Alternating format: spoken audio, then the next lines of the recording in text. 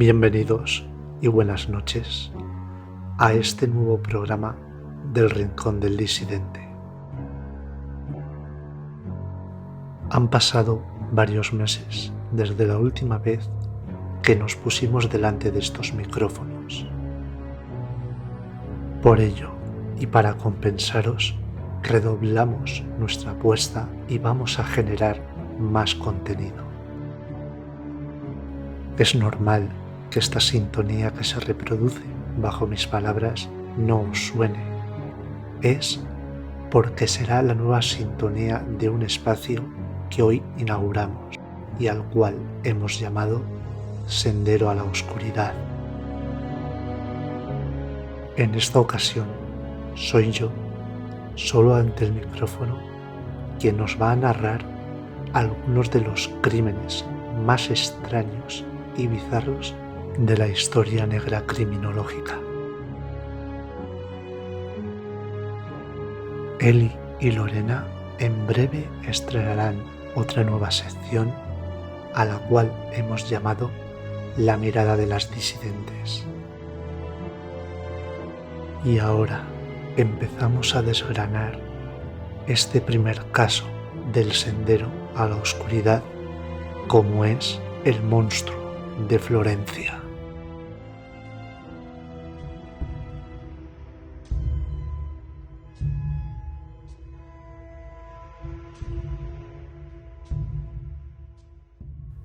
La tierra de los Medici es famosa en el mundo entero por ser cuna del arte renacentista.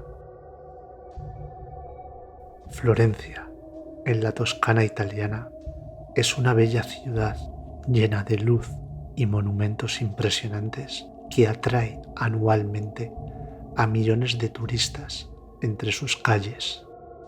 Sin embargo, prácticamente a comienzos de los 80, la que es definida por muchos como una de las ciudades más bellas de todo el planeta, se vio oscurecida por un ser, por una sombra a la que, con el tiempo, se la conoció como el monstruo de Florencia.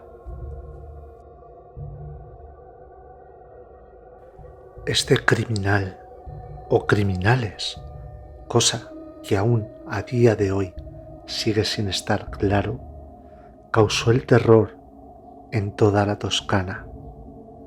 Su modus operandi siempre era el mismo.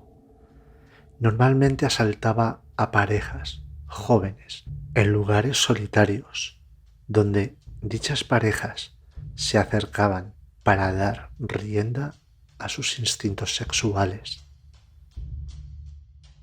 Allí actuaba de la misma forma una y otra vez. Disparaba a través de los cristales del coche y posteriormente mutilaba, en el caso de las mujeres, sus órganos sexuales a modo de trofeo. Hasta donde se conoce, el monstruo de Florencia jamás repitió la localización de uno de sus crímenes, pero sí parece probado una cosa, que siempre usaba la misma arma para cometerlos. Era una Beretta de calibre 22, modelo Long Rifle. En total, disparó 66 proyectiles y todos fueron de la misma marca, Winchester. A este oscuro asesino o asesinos se le contabiliza la nada despreciable cantidad de crímenes de 7 asesinatos dobles, la mayoría en los 80, aunque, para ser sinceros, se cree que su autoría puede empezar en un crimen en el año 1968 que sucedió el 21 de agosto en Signa. Aquel día, Barbara Locke, una mujer casada pero con bastantes aventuras entre muchas de las personas de aquella localidad y las colindantes, después de ir al cine con su hijo pequeño y uno de sus amantes, Antonio Lobianco, decidieron aparcar su pequeño utilitario para dar rienda suelta a sus pasiones más sexuales. Un ser, una sombra, apareció en el momento culminante del acto y a través de los cristales fusiló a los amantes, dejando al pobre hijo de Bárbara en estado de shock hasta que un vecino del lugar lo encontró aporreando la puerta entre lágrimas, diciendo que alguien malo había asesinado a su madre y a su tío, como él llamaba al amante de la misma. Por el asesinato de Bárbara y de Antonio fue detenido Stefano Mele, el marido de la mujer. Al parecer, los celos y las constantes infidelidades le habían hecho organizar, junto a otros dos acompañantes, Salvatore y Francesco Vinci, una encerrona para vengarse de tal vergüenza personal. Los hermanos Vinci tenían más sombras que luces en su pasado en Villasidro, en Cerdeña. El mayor, Giovanni, había violado a la hermana de los mismos. Francesco era inmensamente violento y se le conocía una habilidad increíble en el manejo del cuchillo. Y al mediano, Salvatore, había forzado a una adolescente, Barbarina, a la cual dejó embarazada de forma no consentida, que le acabaría dando a este un hijo y que se acabaría convirtiendo por obligación en su esposa. Los malos tratos de Salvatore provocarían infidelidades de Barbarina, la cual acabaría siendo hallada muerta el 14 de enero de 1961 tras estallar una bombona de gas. Este supuesto suicidio, para toda la gente de la población y alrededores, tenía sin duda la firma del bueno de Salvatore. La muerte de esta muchacha fue la gota que colmó el vaso con la familia Vinci, obligándolos a emigrar a la Toscana. Giovanni ya había cambiado de aires hacía tiempo, alquilando una habitación en la casa de la familia Mele. Salvatore trabajó de albañil, mientras que Francesco comenzó a ser un delincuente de pequeña monta. Stefano Mele vivía con su mujer, Bárbara Locchi, y sus padres. Bárbara se casó a la fuerza con Stefano Mele y no tardó en seducir a uno de los hermanos Vinci, Salvatore. El patriarca, padre de Stefano, viendo la deshonra, le echó a él, a Bárbara y a Salvatore de la casa. La pareja encontró un cuchitril pequeño en uno de los barrios obreros de la ciudad de Florencia. Y allí Bárbara seguía viéndose con Salvatore, con su hermano Francesco, del cual al parecer le atraía su virilidad y al cual hubo que añadir a Antonio Lobianco, la persona con la que encontró la muerte. Al final fue el hijo de los dos, el pequeño Natalino, quien condujo a los investigadores a los autores del crimen. El niño contó que su padre había estado en la escena del crimen.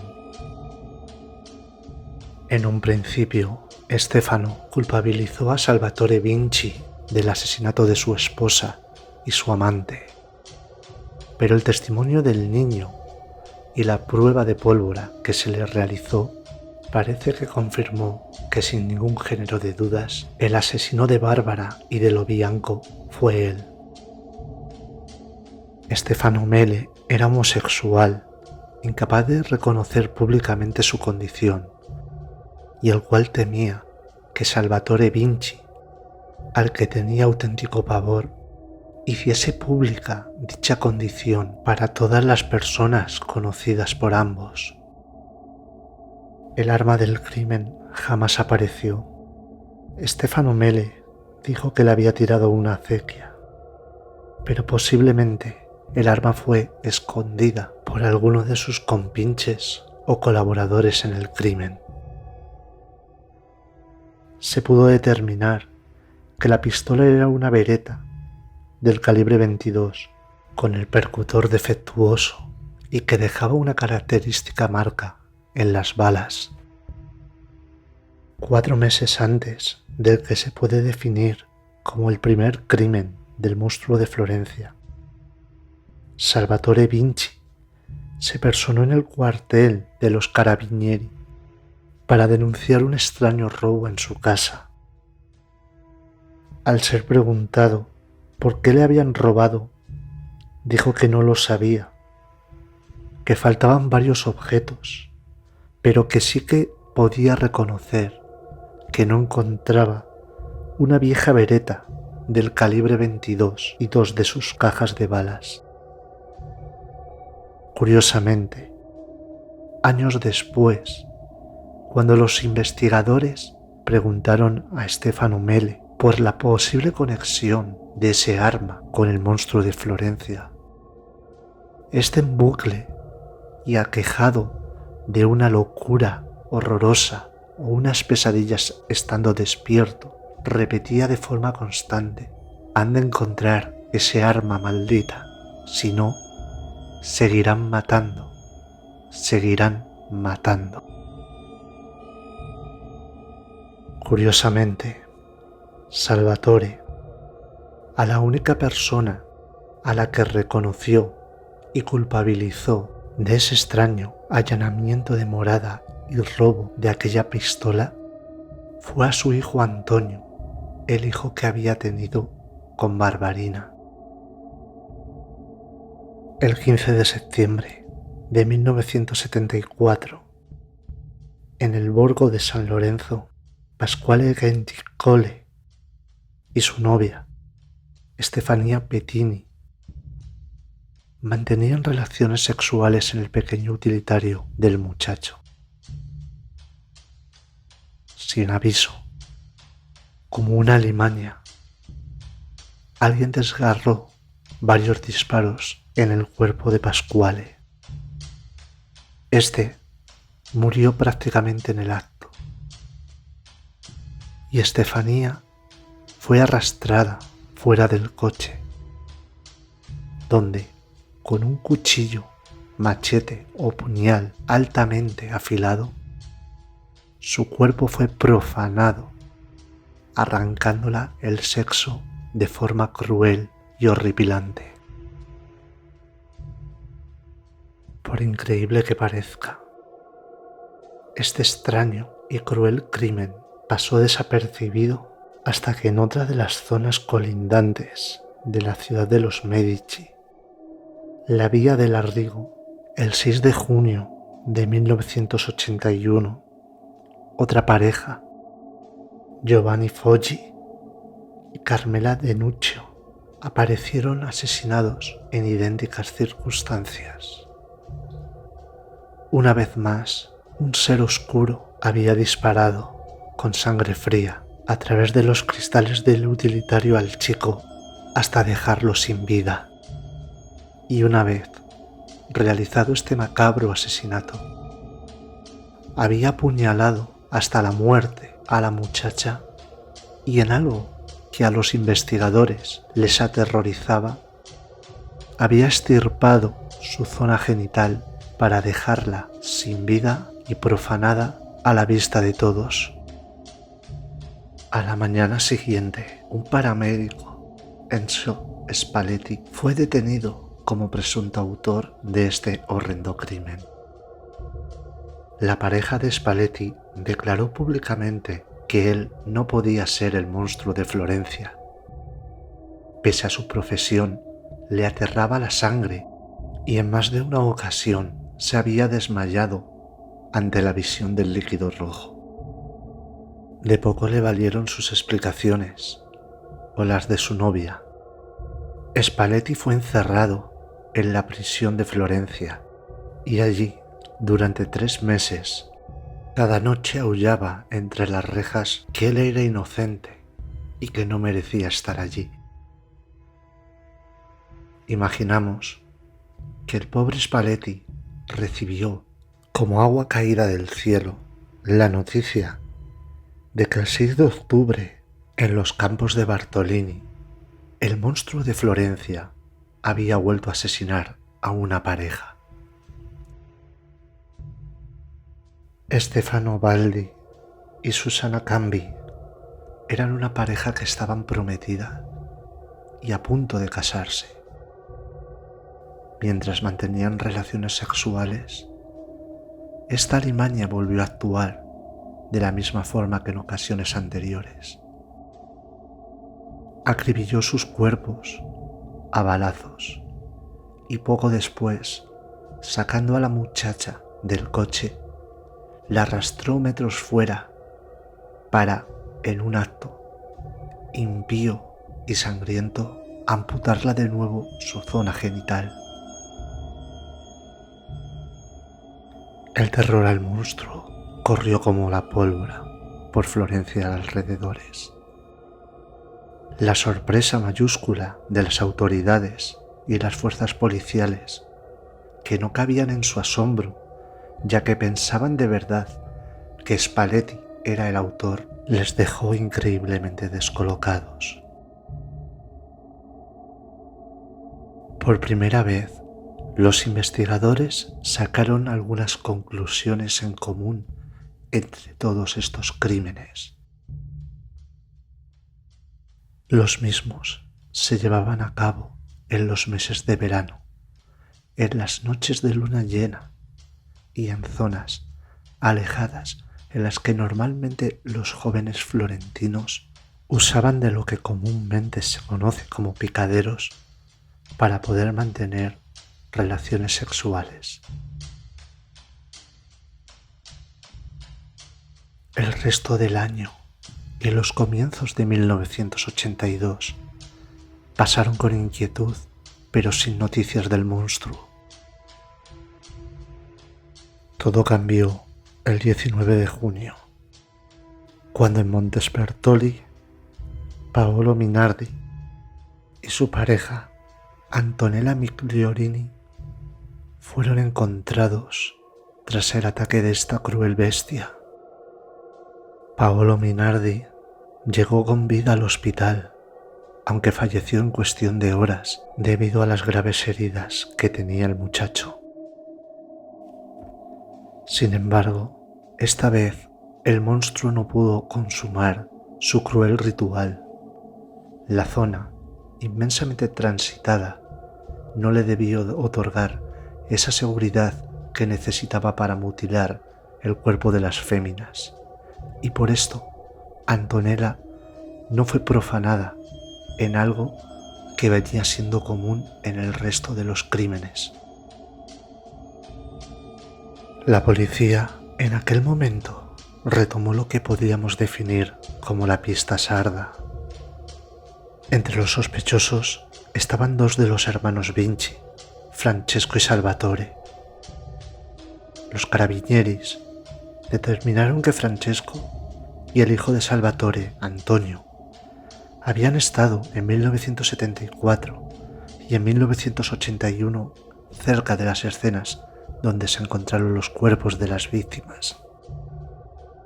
2 meses después del asesinato de Antonella y Paolo, en agosto de 1982, Francesco fue arrestado y se le consideró culpable, aunque sin ninguna certeza 100% demostrable.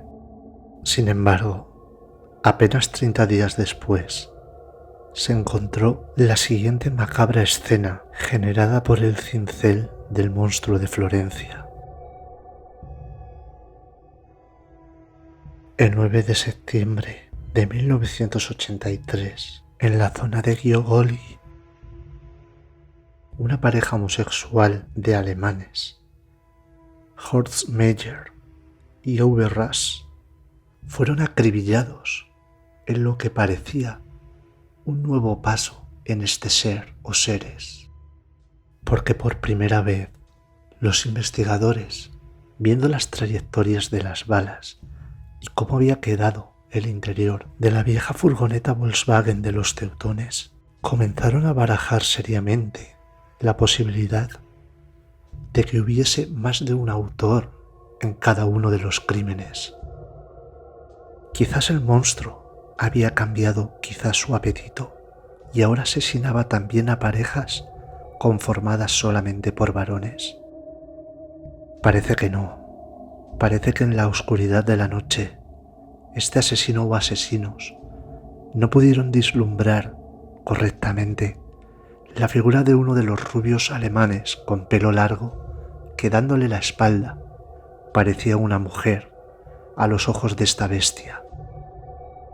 Y sin embargo, los investigadores, encabezados por la fiscal Silvia de la Mónica y el juez Mario Rotella, creían que sin duda el monstruo era alguno de los integrantes de la pista sarda y que Francesco, como Antonio Vinci, sabían sin ningún género de dudas quién había perpetrado todos los asesinatos hasta ese preciso momento.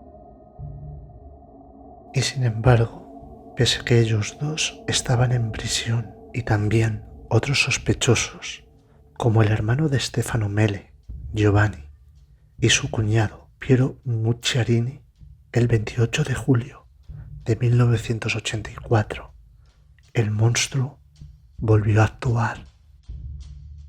En una de las colinas de Florencia, Vecchio, en el coche Seat Panda en el que copulaban Claudio Stefanacci y Pia Rontini, el monstruo los sorprendió y asesinó vilmente. En esta ocasión, a la muchacha no solo la cercenó su región vaginal, con ese mismo objeto afilado rebanó uno de sus senos y aumentó la profanación del cuerpo de las víctimas. Nadie podía creerlo, ni los políticos, ni los jueces, ni la policía, ni la sociedad italiana. Ninguno de los sospechosos, estando en cárcel, podía haber cometido esos horrendos crímenes y sin embargo se seguían produciendo un verano más. Pasó el año y llegando el verano de 1985, el domingo 8 de septiembre, aparecieron dos nuevas víctimas. En la región de Scopeti, también a las afueras de Florencia. Dos turistas franceses, Nadine Muriot, una bella mujer, y su pareja, Jean-Michel Cravets-Billy, copulaban en la tienda de campaña cuando observaron aterrorizados que un cuchillo rajaba la tela de la misma. Ese arma maldita, la Beretta, disparó a través del hueco ocasionado, quitándole la vida a la turista francesa, y pese a que hirió a Jean-Michel, este fue capaz, gracias a su fuerza atlética, de salir corriendo intentando buscar ayuda.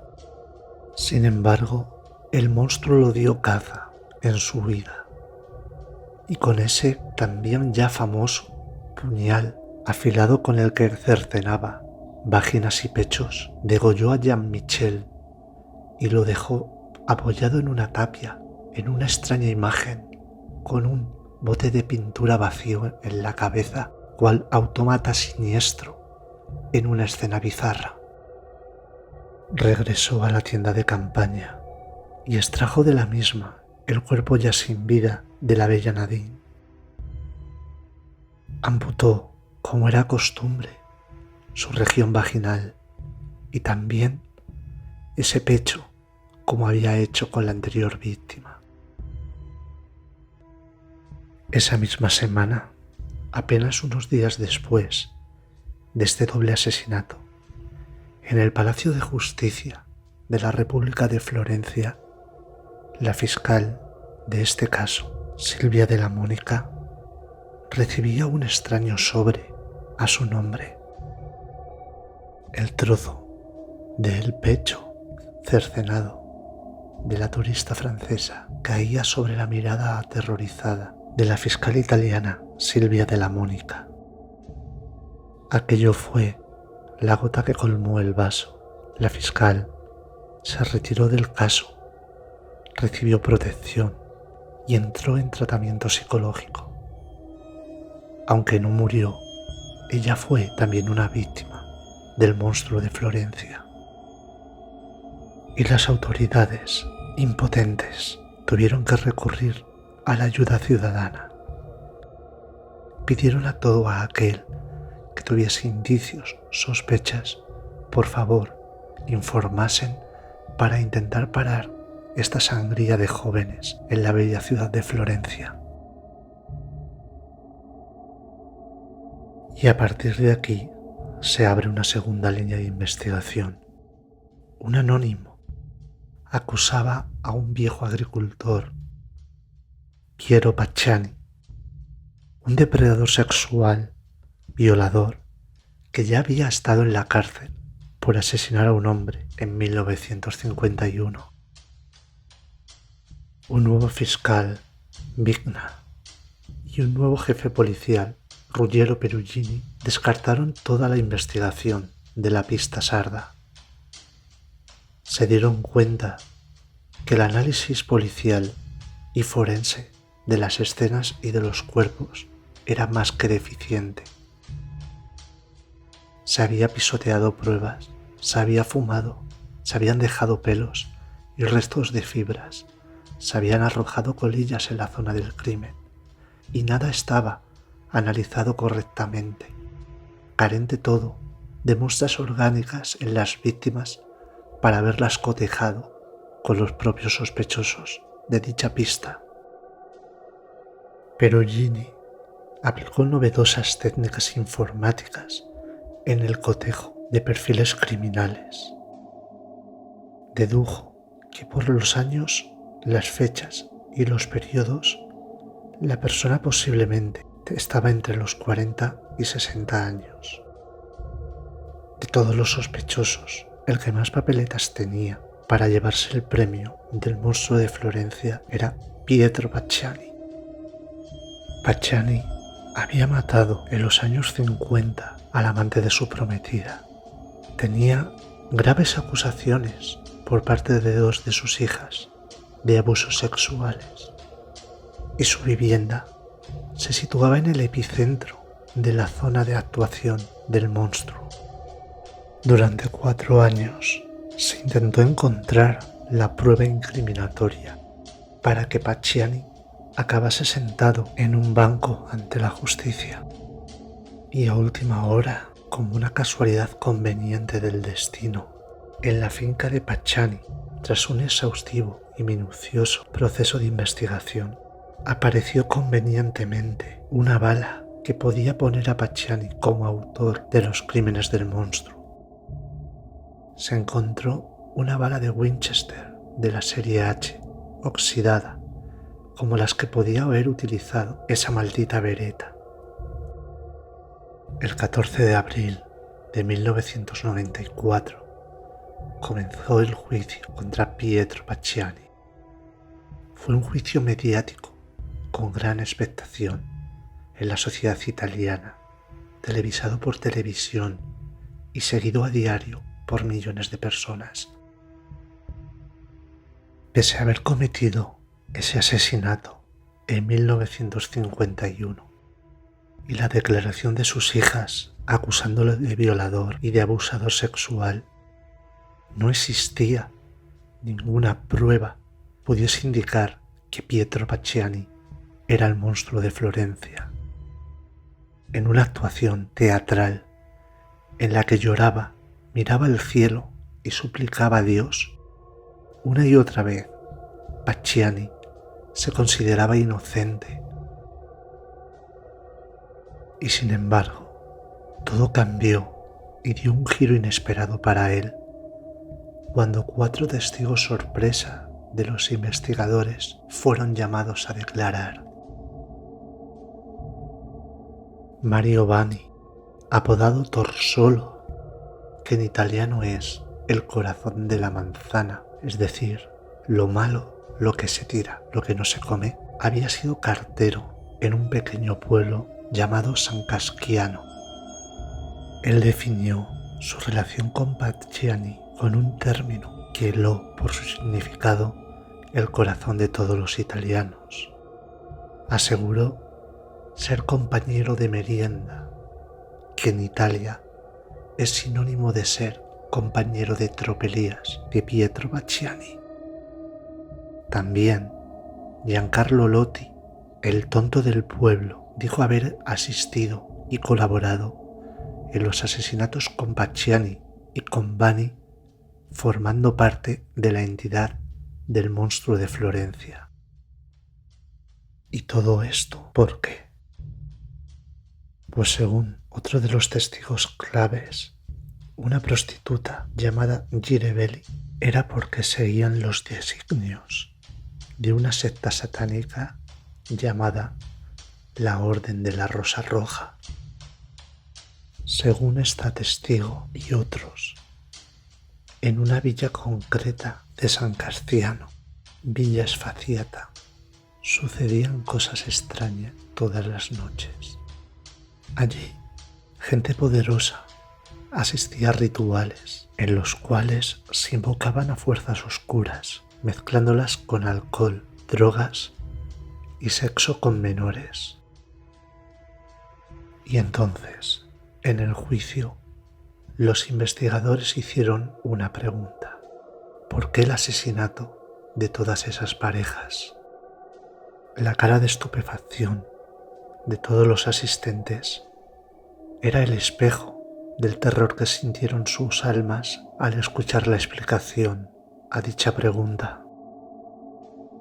Siguiendo los designios de un mago negro, alumno aventajado de Aleister Crowley, habían llegado a la conclusión de que la zona genital de las mujeres en el momento del orgasmo se llenaba de poderosas energías y eran el elemento clave para poder invocar a las fuerzas oscuras y que éstas, dominadas por los rituales, otorgasen a los asistentes todos sus oscuros deseos. Pacciani, Vanni y Lotti eran los brazos ejecutores de esta secta satánica. Por ello fueron condenados a pasar el resto de su vida en prisión.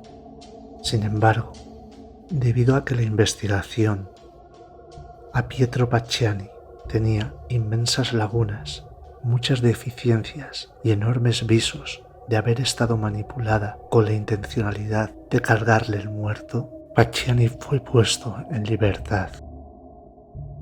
Sin embargo, años después se intentó abrir de nuevo un juicio contra este personaje, juicio que jamás pudo llevarse a cabo, ya que Pietro Pacciani falleció en extrañas circunstancias antes de que le volviesen a sentar en el banquillo de los acusados.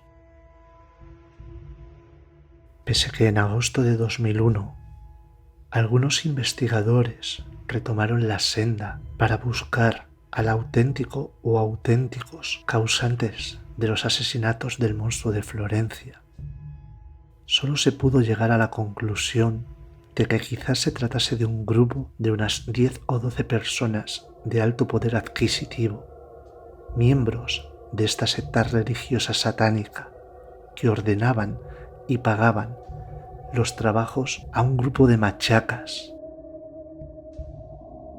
Oficialmente, el caso del monstruo de Florencia, un caso mucho más mediático y con víctimas más abundantes que por ejemplo el de Jack el Destripador, sigue sin estar oficialmente resuelto. Antes de despedirme, me gustaría leeros la crónica que Lucas de la Cal, el corresponsal del periódico El Mundo en Florencia, escribió el 11 de mayo de 2014 y que tituló bajo el interrogante ¿Un imitador del monstruo de Florencia? A Pasquale Cecassi, nunca le gustaron las películas de terror, pero la mañana del pasado lunes se convirtió en el involuntario protagonista de una cuando daba su matinal paseo en bicicleta en las frondosas laderas toscanas. Lo primero que le llamó la atención a este anciano de 80 años fue una especie de graffiti escrito con spray sobre la pared en el que se leía: «Aquí hay prostitutas». Pero a medida que se acercaba, el corazón le empezó a latir con más fuerza. No daba crédito a lo que estaba viendo. ¿Una muñeca de trapo? ¿Un maniquí? ¿O era una mujer de carne y hueso? Pascuale se detuvo a un par de metros del cadáver de Andrea Cristina Zamir, 26 años, rumana, madre de 2 hijos y ejerciente de la prostitución en el parque de Katsine, el más grande de Florencia. El hombre contuvo la náusea que le provocó la escena. La víctima estaba de rodillas, desnuda, crucificada con una barra, debajo del puente por donde pasa la autopista de Pisa. Lo único que llevaba puesto era un par de zapatillas deportivas y los calcetines. Tenía los brazos abiertos, atados a un poste con cinta adhesiva y moratones en las muñecas. La mente del anciano ciclista retrocedió casi 40 años, cuando todos los jóvenes de la ciudad tenían miedo de ir por de noche a los parques con sus parejas para no ser víctima de lo que entonces se conoció como el monstruo de Florencia. Un criminal que cometió 16 asesinatos a lo largo de 18 años, entre 1968 y 1985, en la misma zona donde se encontró el cuerpo de Andrea y que mantuvo aterrorizado a toda Italia. Muchos fueron detenidos, pero por falta de pruebas el misterio de quién fue verdaderamente el monstruo de Florencia sigue sin resolverse. Estaba en la misma posición que Cristo en la cruz. Es como una especie de ritual satánico, y no es la primera vez que pasa, afirma desconsolado Pascuale. El anciano se refiere a lo que sucedió hace un año, cuando otra joven prostituta fue hallada viva, crucificada en el mismo lugar que Andrea Cristina. Dijo que había sido robada y violada con un palo por un cliente. ¿Casualidad? Hay varios casos que tienen algunas similitudes con lo ocurrido el lunes. Estamos investigando sucesos similares desde hace 10 años, explica Lorenzo Buscosi, jefe de la Brigada Móvil de Florencia. El policía se refiere a 6 prostitutas violadas desde 2006 en la provincia de Florencia. Todas engañadas por un cliente, violadas con un palo y crucificadas. En común, también les une una adicción a las drogas. 5 fueron encontradas con vida, salvo Andrea. Pietro Pacciani, uno de los condenados como posible monstruo de Florencia, dijo durante su juicio en 1994 unas palabras defendiendo su inocencia que hoy en día recuerdan con escalofríos los vecinos más viejos de la capital toscana.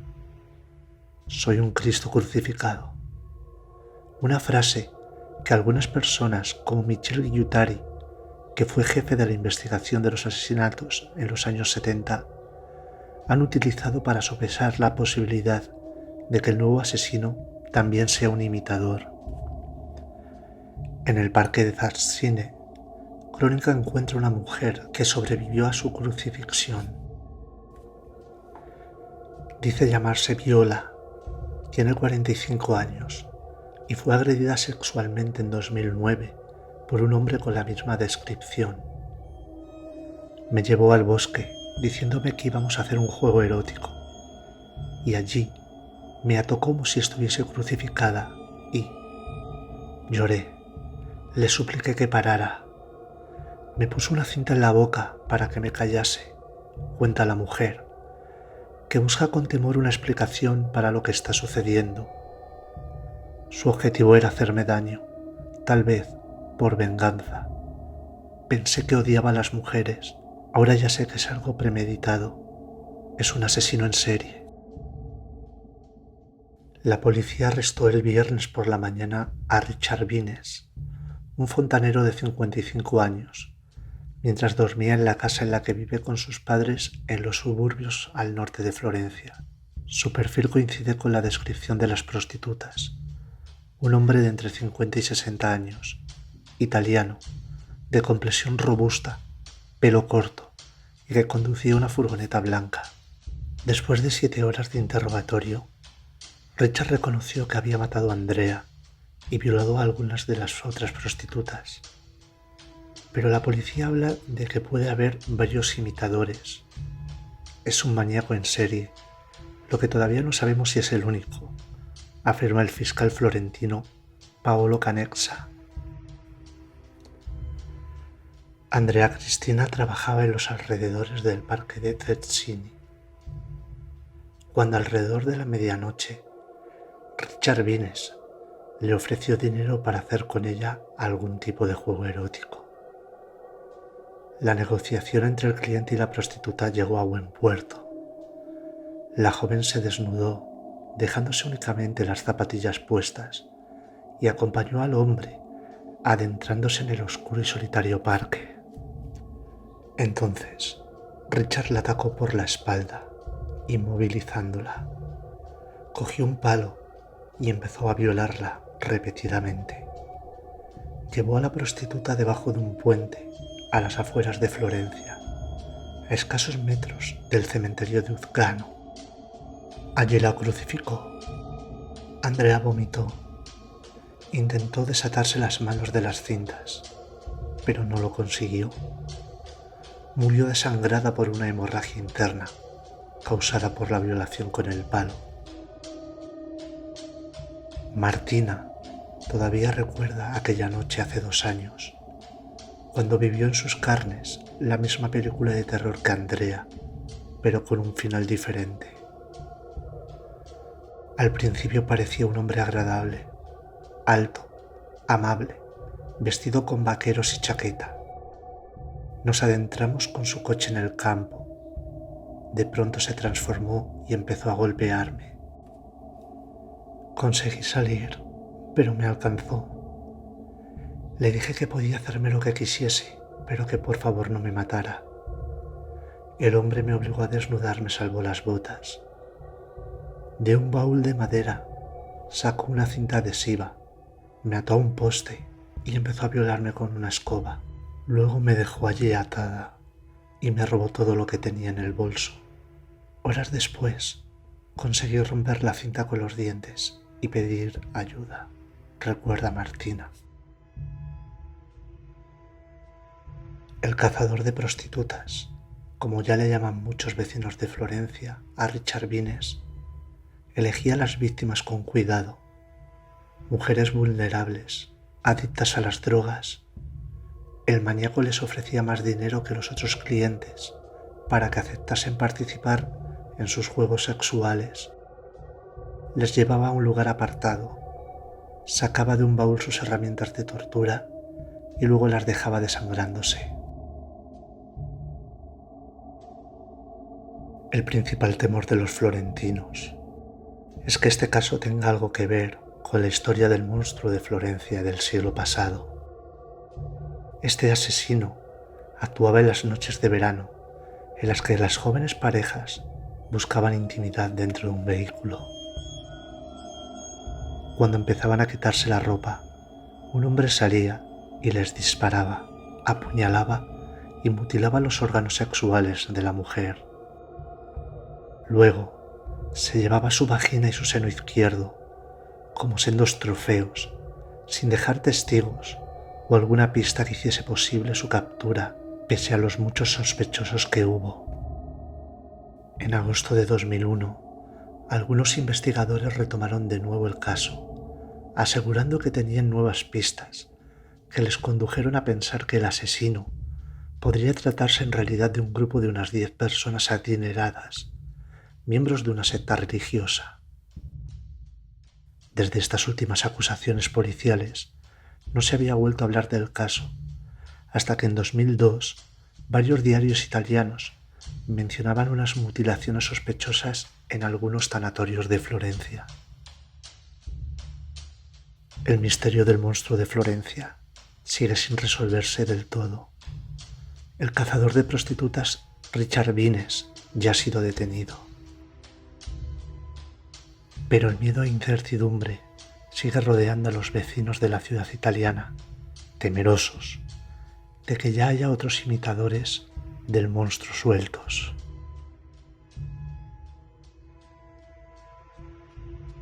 Y después de esta exposición, solo me queda hacer una reflexión con todos vosotros. ¿No os es curioso, queridos disidentes, la similitud con otro famoso caso que solemos tratar en este canal, acontecido en España? Desde luego, la teoría alternativa que rodea el mundo de Alcácer parece haber bebido o tener las suficientes similitudes con el terrorífico caso del monstruo de Florencia. Nos vemos caminando por el próximo sendero a la oscuridad. Muy buenas noches.